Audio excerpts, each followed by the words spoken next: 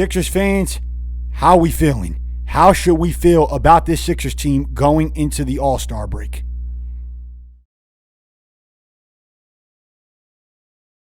You know, as the season going, you're gonna lose some. Maybe like, gee, we shouldn't lose that. Right. You know, so we try not to drop not as much games. Yeah. But we know we can make a good push. That's it. We have a lot of experience. Sixers are heading into the All-Star break with a record of 30-24. That's sixth in the Eastern Conference after brutally getting morbidly destroyed by the New York Knicks by 49 points on your own court. That was absolutely embarrassing. I felt like my hair was ripping out sheds of pieces, piece by piece by piece, watching that game. That was so bad. But regardless, we're going into the All-Star break, sixth in the Eastern Conference, and I want to give my thoughts and analysis in what this Sixers team can do to become better and what the potential outlook looks like. Look at the stats right now. You got both Maxey and Embiid averaging over 20 points per game, shooting 80+% from free throw range, over 40% from field goal range, over 30% from three-point range. Maxey with the assists, Embiid with the rebounds. They're both playing at a good level and a nice pace right now, getting the job done. The Sixers as a team are averaging over 116 points per game, shooting 46% from field goal range, shooting 35% from three-point range, 81% from free throw range.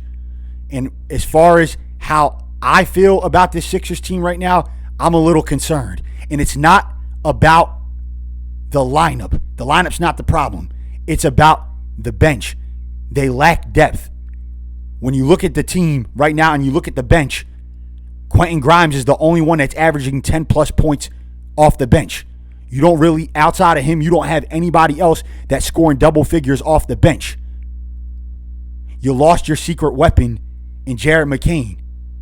And now, when you look at that Jared McCain trade, it forces Nick Nurse to play Kyle Lowry more. Kyle Lowry played 18 minutes the last game against the Knicks. That's not good, considering Lowry with his age and how his body's breaking down. That's not good.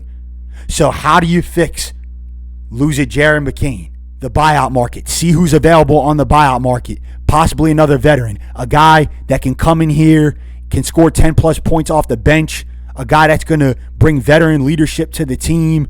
Somebody that can bring a positive mindset to this team. And there's potential options out there. Lonzo Ball, D'Angelo Russell, Chris Middleton. You got a lot of options. There's plenty more. But somebody, any one of those guys would help this team. Because we need it. As far as where do I think the Sixers can finish in the East, I think at best case scenario, they finish fourth in the Eastern Conference. They're not going to catch Boston. They're not going to catch the Knicks. Most certainly probably not going to catch Detroit. They can catch Cleveland and Toronto, though. It's just about if they can keep everybody healthy. It's the same story every year. From the media, from the critics, from the analysts. Can they keep everybody healthy? This and that and that and yada, yada, yada. You got to show them. You got to prove to them that you can keep everybody healthy. You don't want to tear the pieces apart. You got to keep them together. You don't want to tear apart the puzzle that's already been solved. Hopefully they can keep everybody healthy. I want to close things out with the comments that were made earlier this morning by vjedgecombe. And he stated that he believes that the Sixers are the team to beat and that there's nothing that's going to stop us from getting to the finals and winning the whole thing. And let me tell you, that's bold. That is a bold statement by a young 20-year-old rookie. I mean, for him to say that, coming out of his mouth at his age, that says something about him and his character.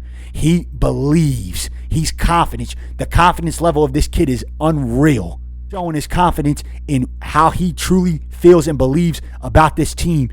And, you know, he has that dog mentality in him, that never quit, never say die attitude. vjedgecombe is truly meant for Philly. He's going to be a all-star someday. But for him coming out and saying those comments, that's a big statement. Hopefully he's right, because I'm always the type of person that likes to believe in what people say. Not all the times, but when it comes to sports, I like believing in what the team says and what the players say about the team.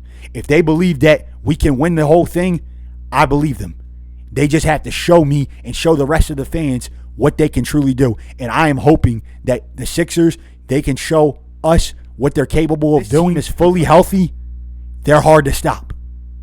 They're going to be a tough out in the East if everybody's healthy and on the same page. We just have to wait and see what happens come playoff time. And hopefully, if they make the playoffs, see what happens. All for today, guys. Remember, if you're new to the channel, like, subscribe, smash that little, beautiful, little thumbs up button. Let me know in the comments what you think, what your latest thoughts are. What you think of VJ Edgecombe's comments about the team? How do you think the Sixers team can finish in the East? How far can they go? What will they do as far as the buyout market goes? And by the way, follow me on my Spotify at the Code Red Philly Sports Talk, my Instagram, TikTok, Twitter, all down in the link in the description below. And I'll see you guys next time on the Code Red Philly Sports Talk. Philly, Philly, go Sixers.